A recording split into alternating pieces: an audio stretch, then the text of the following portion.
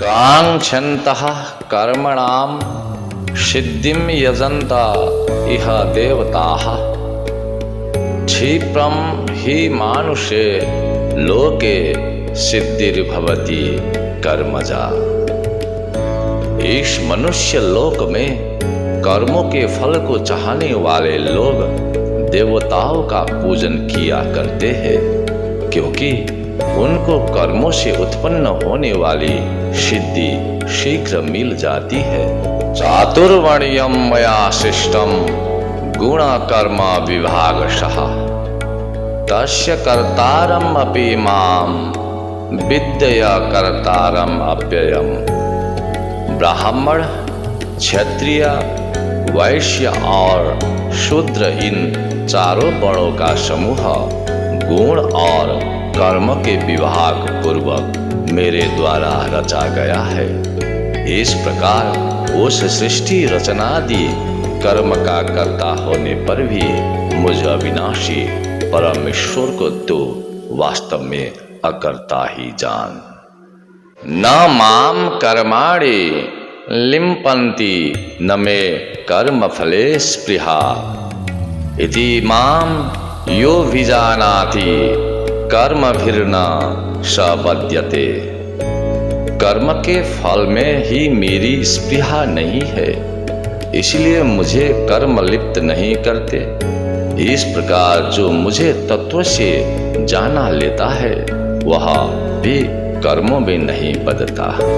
एवं ज्ञात्वा कृतं कर्म पूर्वैरपि मुमुक्षुभिः कुरु कर्मैव तस्मात् त्वं पूर्वैः पूर्वतरं कृतम्।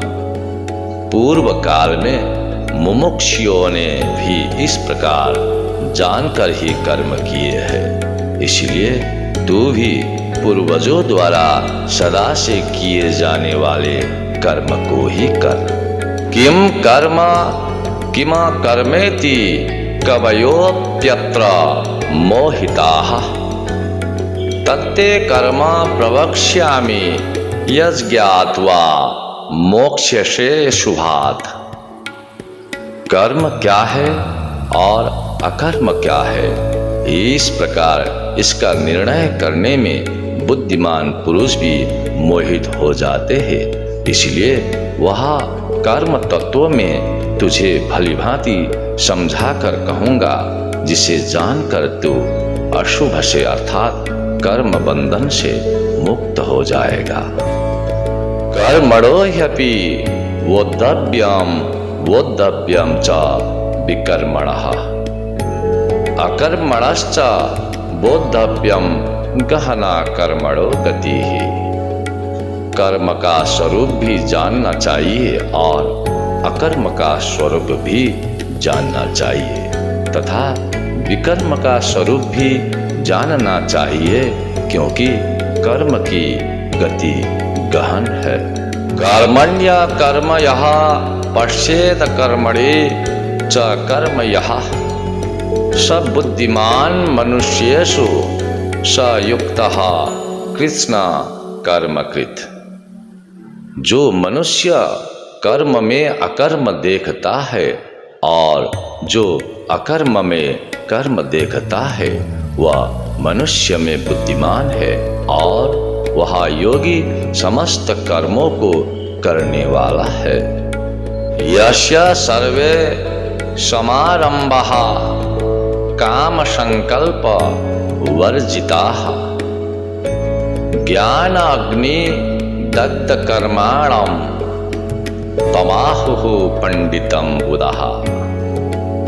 जिसके संपूर्ण शास्त्र सम्मत कर्म बिना कामना और संकल्प के होते हैं तथा जिसके समस्त कर्म ज्ञान रूप अग्नि के द्वारा भस्म हो गए हैं, उस महापुरुष को ज्ञानी जन भी पंडित कहते हैं।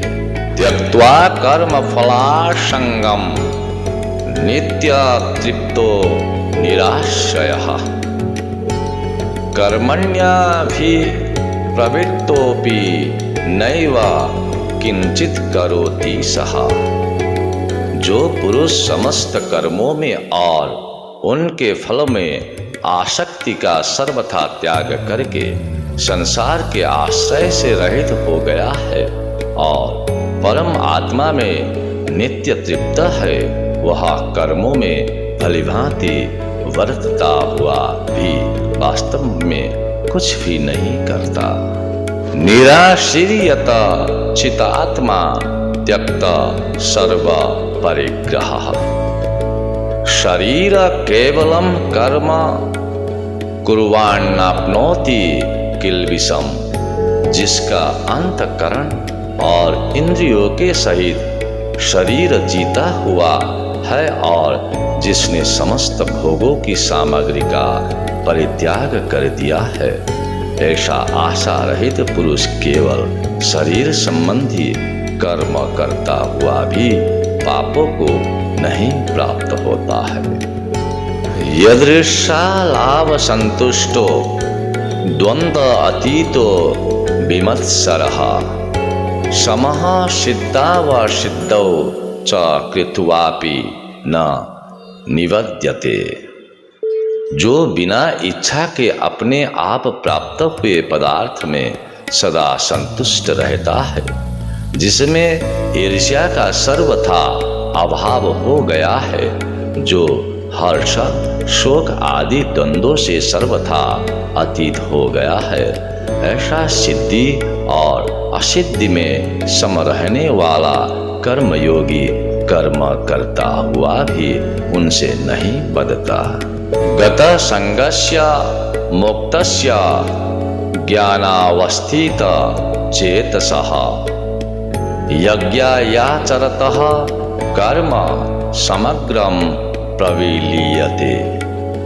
जिसकी आसक्ति सर्वथा नष्ट हो गई है, जो देह अभिमान और ममता से रहित हो गया है, जिसका चित्त निरंतर परम आत्मा के ज्ञान में स्थित रहता है, ऐसा केवल यज्ञ संपदा के लिए कर्म करने वाले मनुष्य के संपूर्ण कर्म भली भांति विलीन हो जाते हैं। ब्रह्म अर्पणम ब्रह्म हविर्ब्रह्माग्नौ ब्रह्मणाहुतम ब्रह्मैव तेन गंतव्यम ब्रह्म कर्म समाधिना। जिस यज्ञ में अर्पण अर्थात स्त्रुआ आदि भी ब्रह्म है और हवन किए जाने योग्य द्रव्य भी ब्रह्म है, तथा ब्रह्म रूप कर्ता के द्वारा ब्रह्म रूप अग्नि में आहुति देना रूप क्रिया भी ब्रह्म है। उस ब्रह्म कर्म में स्थित रहने वाले योगी द्वारा प्राप्त किए जाने योग्य फल भी ब्रह्म ही है। दैवम एवापरे यज्ञम योगिनः पर्युपासते ब्रह्म अग्ना व परे यज्ञम यज्ञनैवोपजुह्वति। दूसरे योगी जन देवताओं के पूजन रूप यज्ञ का ही भलीभांति अनुष्ठान किया करते हैं और अन्य योगी जन परब्रह्म परमात्मा स्वरूप अग्नि में अभेद दर्शन रूप यज्ञ के द्वारा ही आत्मा रूप यज्ञ का हवन किया करते हैं।